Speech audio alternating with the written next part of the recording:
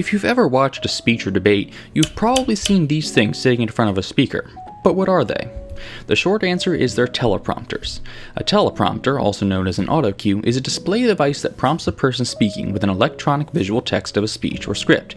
Using a teleprompter is similar to using cue cards. That's a fancy, complicated definition for a screen that shows a person's speech or line so they don't have to memorize it. Now, the definition also mentioned cue cards, which is where teleprompters originated from. They serve the same purpose of showing the actors or speaker their lines, but unlike teleprompters, they're actual physical cards that people write out the lines on, and then a person holds them up as the person is needing to say their lines.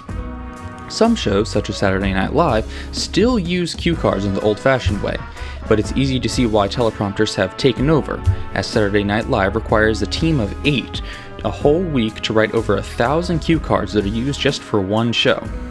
Teleprompters are much easier to write, and also easier to edit if the writers make changes.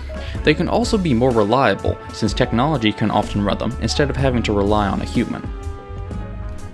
Looking at how teleprompters work, the ones on the left are the kind that you would see at a speech. Since they are less intrusive, they have a small little screen down here that displays mirrored text, which then is reflected by a piece of glass up here, often at a 45-degree angle. The person standing in the exact right spot can see the reflection of the words down here on the glass. From the back, it just looks like a clear piece of glass, and the audience can't see anything that is being reflected on there. Other models, more like this, have the screen much closer to the glass, and it's types like this that also have the advantage of being able to be directly mounted onto a camera.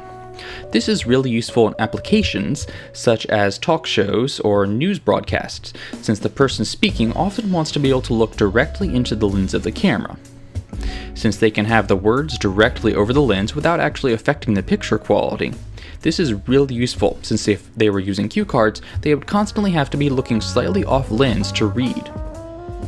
Now, many people often mistake teleprompters for microphone shields, and that's not a bad guess, but since they are often used in very large applications like arenas or public speaking areas, a microphone shield is not going to have that much of an effect on the actual sound quality that a microphone can capture. However, we will take a look into microphone shields and how they can be used to change the sound quality and improve it in a later video. Have a great day, and thanks for watching.